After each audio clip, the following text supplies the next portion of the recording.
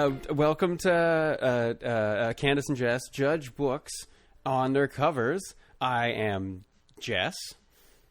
And I am Candace. Look at that. You have found us. Here we are. Candace and Jess judging a book by its cover. I'm Candace. And I am Jess? Wait. Are you sure? I don't know. You caught me off guard with the bounce into the second. I thought the reiteration. Yeah. I'm just here to shake you down. Candace. Oh. Candace style. Classic Candace.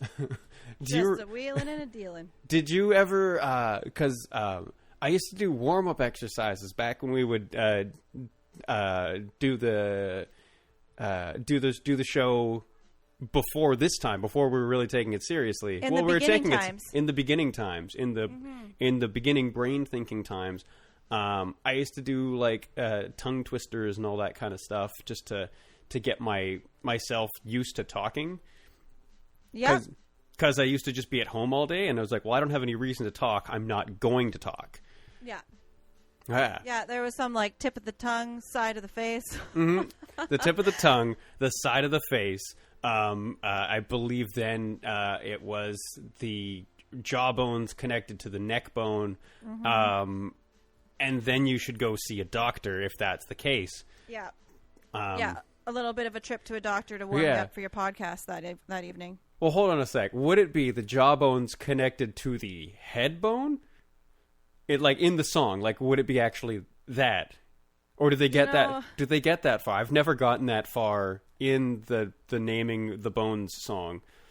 No, I've never, maybe one day we can judge the song. Yeah. I don't know. I think that if anyone in this world can do it, it's us. Yeah, maybe they have a book of the song. Right. Yes? Yeah. Yeah. Like a published version. Version. We can look very hardly at that cover. Very hardly? Very That's hardly. exactly what we're doing here. Well, I'll hardly look at it, but if I must. If I must. What's the name of that song? Do you... Heads and Shoulders, Knees and Toes. Oh, no, that's... No, not Heads and Shoulders, Knees and Toes. It's like the leg bones connected to the hip bone. I think it's called Anatomy for Children. Like very basic anatomy? Yeah. For children? Baby Anat. Baby Anat. Oh, that's going to bother me. I think I'm going to have to do some research over the week. Perfect. We'll have some apologies for everything to explain. To learn about that song.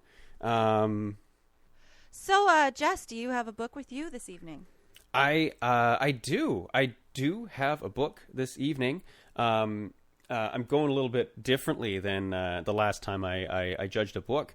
And this one is, and I'm going to hold it up just so you can see it at our Thank you. At our totally, because we're in the same studio.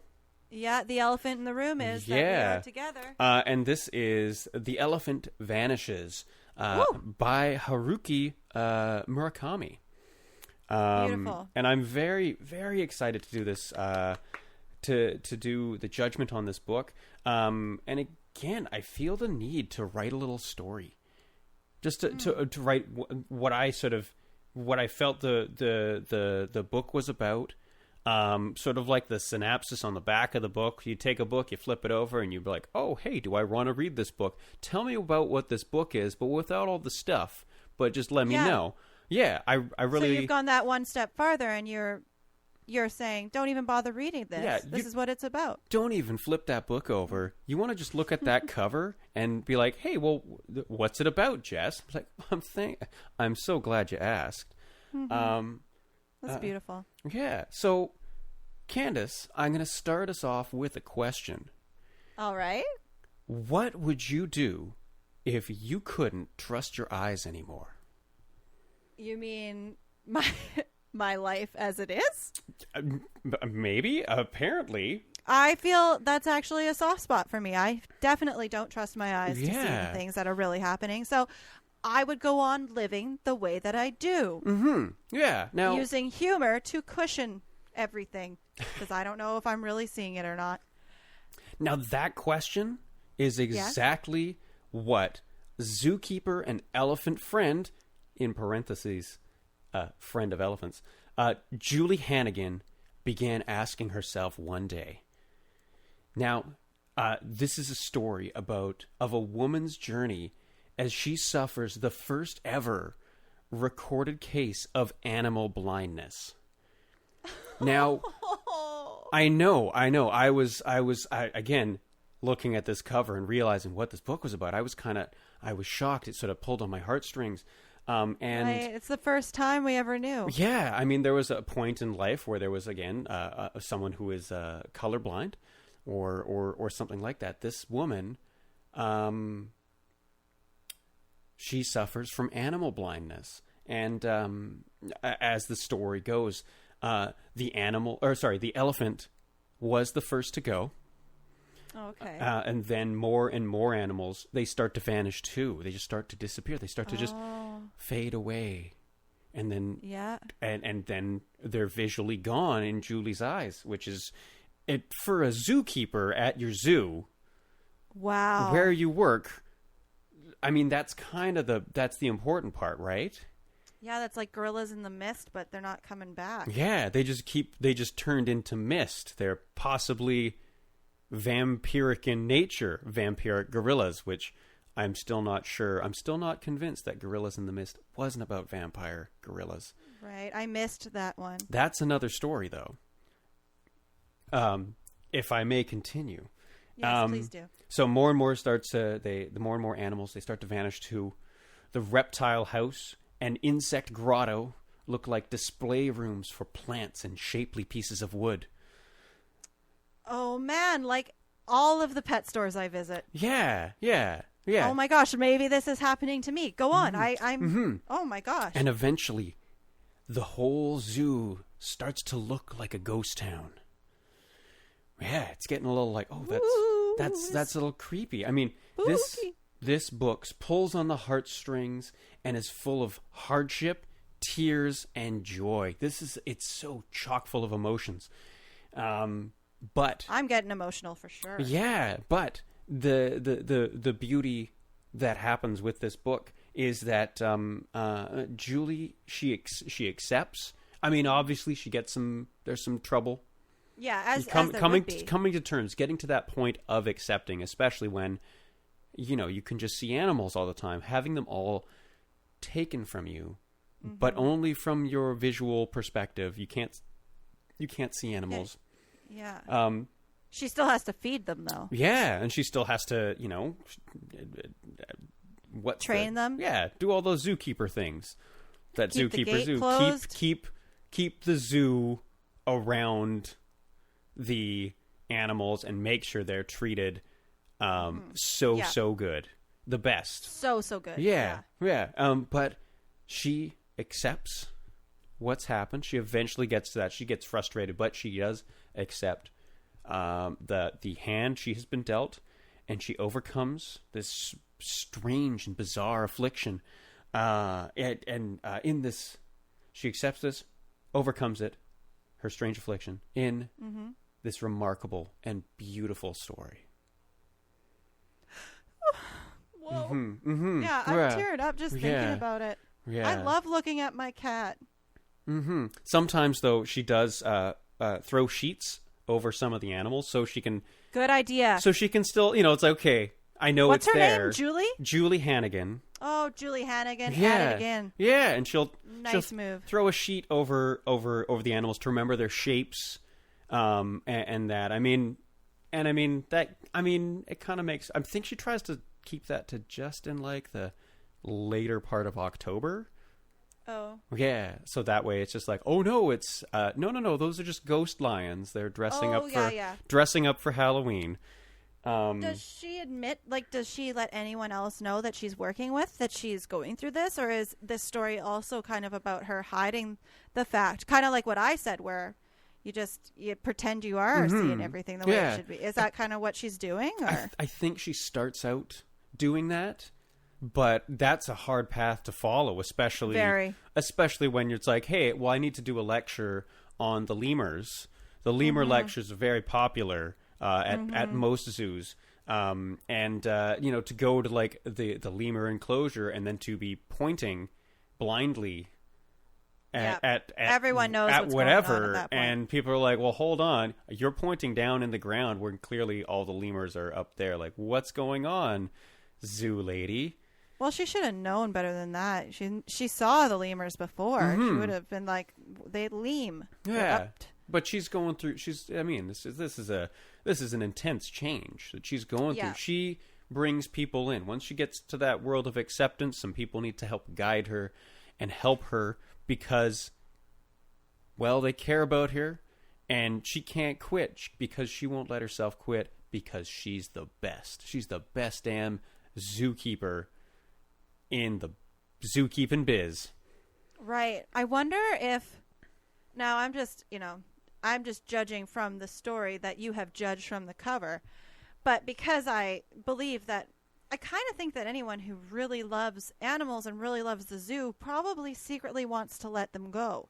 So I like to imagine that once she releases them from the cages and in some kind of crazy wild water for elephants kind of thing, that maybe she could see them again under this new light. That once they're going a little too far, but getting excited for the thought that maybe they could run free one day. Yeah, and I think, well, my knowledge of zookeepers and zookeepery is pretty small. I think I was just trying to think of like zookeeper as the person that works at the zoo. Yeah, the first season of Mighty Boosh is all I have to draw from. Yeah, but they do sincerely care about the animals and the animals' well-being. But I do understand that, well, some zoos and that kind of stuff, you've had the animals that are there, and then that's all they know in that world. I mean, I don't know if it's just that they need to live out their lives there, but releasing them into the wild could be cruel as well. or something like that. I mean, I don't want to. Yeah. We're here to talk about the fun and light and happy side of judging. Not the terrible things that can happen, but also the serious, remarkable, and beautiful side of judgment. Oh, sharp as a razor. That was nice. Wow. Okay. It's an intense book. It looks intense. Guys, get to our Twitter page as soon as you can to take a look at this cover, because it really is a cover to discover. It'll be up there as soon as this is posted to the internet. Yeah. Go and take a look. And a listen. A look and a listen. Woo! A look and a listen. Well, Jess, when was this book written?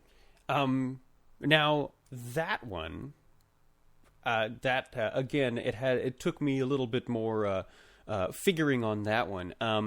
But I was able to peg this book being written within the last 10 years. So I'm going to say around about 2008-ish. Oh, so exactly 10 years ago. Okay. Yeah.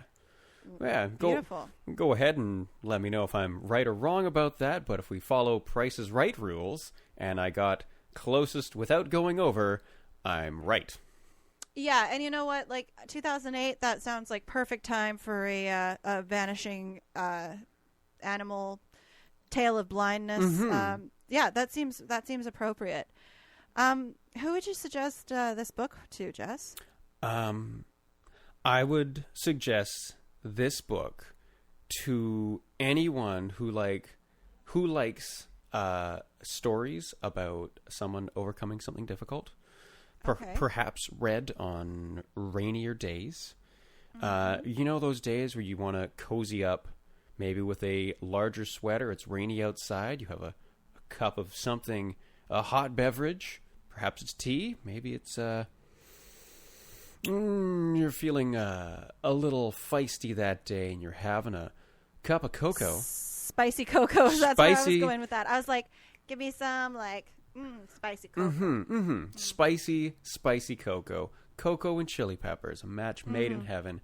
It sure is. And you just want to have a book that's you're gonna go on a little emotional roller coaster. You're gonna have some ups, some downs, some highs, some lows, some creamy middles. You might need love the creamy middles. You might need a tissue or two as well. Oh, yeah, I can imagine, with a synopsis like that. That's a synopsis that just won't stop us. That was beautiful, Jess. You know, I am completely blown away, and I feel like maybe I'll take a read. Probably not. Maybe I'll judge it. Maybe I'll judge it for myself one day. Yeah. It seemed like a really fun ride that you were on there. Yeah. Again, one thing that I'm completely forgetting what it is that I was going to talk about and bring up at this point, but I'm not quite ready to let the stage go.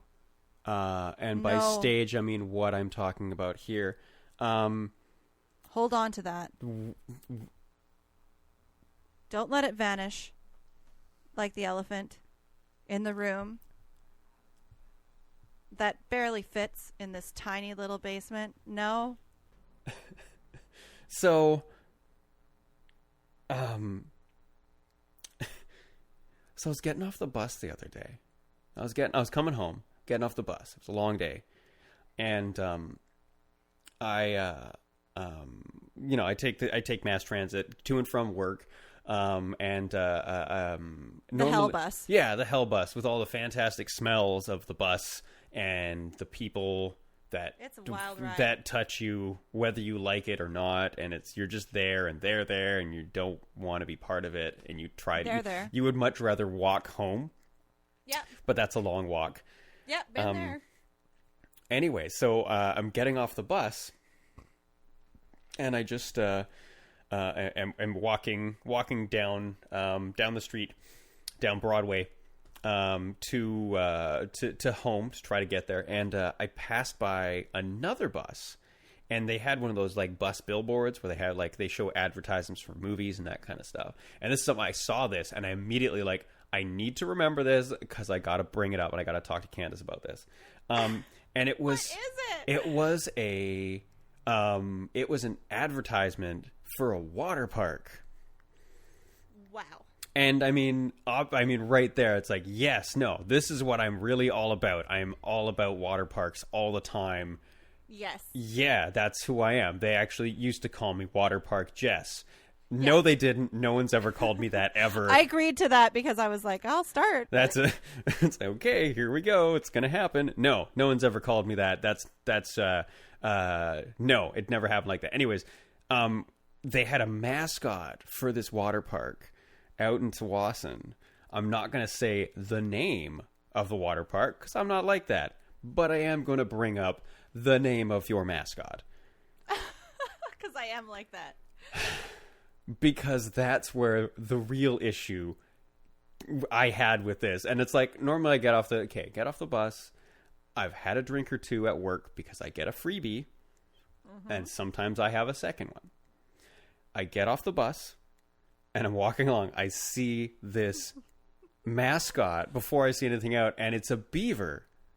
Which, okay, a beaver mascot for a water park. Yeah, that feels right. That makes a lot of sense. The name of this beaver. The name of this beaver was Beavy the Beaver. Oh my god. And all I felt was that's the laziest name for a beaver that I've ever... Yeah, it's like, hey, what's your name? It's Beavy. It's like... Yeah, that would be like if I was named Humie. Yeah. Yeah. Yeah, it's like, hey, what's up? I'm Humie the Human. Oh my god, but I had a Doberman named Dobie my entire growing up, and I actually thought that it was... Well, not my entire. I had him until I was like 7 or something. Yeah. And I thought it was like a creative name. Yeah. It's not. My neighbor down the street when I was growing up, she had a min pin, and it was also named Dobie. Huh. So one of those mini, like it was this little tiny dog. Well, and to further that, so I loved Dobie dearly, and when like McDonald's came out in the 90s with these Beanie Baby toys for the Happy Meals, the Doberman's name was Dobie. Really? Huh. And I was like, oh look, Dad, they had the same idea. And he like, very sweetly was like, I think a lot of people had that idea, sweetheart. Yeah. Dobie's the only Dobie. Yeah. Don't worry. It seems to have popped up a couple times throughout both our lives. I don't know. I still have issues with Beavy. I really feel. Me too. Yeah, it really feels like it was like, okay, maybe it's like, it was some guy at the water park, in the marketing department. It's his last week, and they're like, okay, well, man, all you have to do, it's your last week. Don't worry about all this other stuff. Don't worry about this and this and this. All you got to do for your last week at work, just name the beaver. This is our beaver mascot. We're going to post him on everything. We'll have him at the grand opening, a guy in a suit. He's going to be there. He'll do his, all those typical things that beavers do. He'll eat part of a tree and then build a dam in the water park. It'll be great. The kids are going to love it. And what's more Canadian than a beaver? I would have went like, if that was me, it was my last week, I would have called him Heaver, the beaver, and had him eating like a hot dog in the picture, like, and about to get on the ride, like, you're gonna puke if you do this. It's Heaver the beaver. Like, I feel like I was just trying to search through like another part of the word beaver he could have used. Heaver, I understand, is not actually. Oh my gosh, I'm spiking out of control. But Heaver would have been my choice, and of course, like, Harry would have been gross. I would have called him Chomps the beaver. Chomps. Yeah, he's got those teeth. Yeah. I wonder what kind of water park it is. I wonder if they literally just like it's a Canadian water park. Yeah, they just set up some logs and trapped that water in, and now they're charging kids to go play in it. Yeah, and one of them is just like it's a raging torrent of not water, but it's syrup, because that's the most Canadian thing. It's maple syrup that they've got poured down, and all the kids' eyes are just like candied shut, and they're like, ah, they're candied shut and covered in wasps. I came here to see Beavy. Where's Beavy? Oh man, that's crazy. Jess, that's the sort of stuff you see and you're like, is this real life? Because that doesn't make any sense. I've been trying to write that stuff down so I remember stuff when I'm out and about and I have a strong reaction about stuff. I've been trying to write it down, just like quickly write them. Like, okay, got to write it down, write my thoughts about it, so that way I can let it. Well, in that example, I can let it fester and stew, and then it can come out as something that's going to be better. But I mean, you don't even need to do that with Beavy. No. I mean, it's kind of getting me, like, I'm getting fired up about it again, because I'm just like, fucking Beavy, for real? Beavy's too easy. That's not good. Yeah. Again, it was like, no, that's lazy writing. Like, unless of course, Beavy the beaver, they have like a very rich backstory that they really like, they fleshed out. And it just so happens, and I kind of hate myself for saying this, it's like, hey, it's Beavy the beaver from Beaverton, Ontario. Is that a place? No, but it really sounds like it is. Yeah. Well, again, it could be. I don't know. Yeah. So he was transplanted here, or he did like a beaver exchange. The beaver exchange program when you're sick of your log. Mm-hmm. Yeah. How much does it cost you? It costs you a Canadian nickel. Yeah. Yeah. That's what it takes to get in. Tooth. Mm-hmm. Yeah. Beavy with the one tooth. Yeah, I agree with you. Yeah. Lazy. Not very well thought out. Yeah. I bet you this water park's in Surrey. It's Tsawwassen. Right. Oh, yeah. okay. Yeah. Same there we difference. go. Yeah. No shade. I didn't mean to throw any of that. No, we're not here. We're not about that yet. But you better watch out. That was some good work.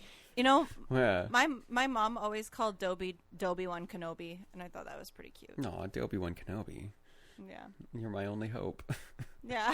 Oh, I never saw the movie, so I didn't know that part, but that's adorable. He was my only hope. Well, guys, thank you so much for hanging out with us today, tonight, whenever you're listening to this. That's kind of relative. What's the next thing that we have to say, Candace? Well, let them know that they've been listening to Candace and Jess judge a book by its cover. They do already know that, but I think it's, proper outro Etiquette. Yes. Got it. That we say it again, and then we let them know how to get a hold of us. Right, and that is on Twitter, and it's at Candace and Jess. Well, I've been Jess, and today I've been Candace. Yeah. So I guess it's all that's left is I'm gonna hit that outro music.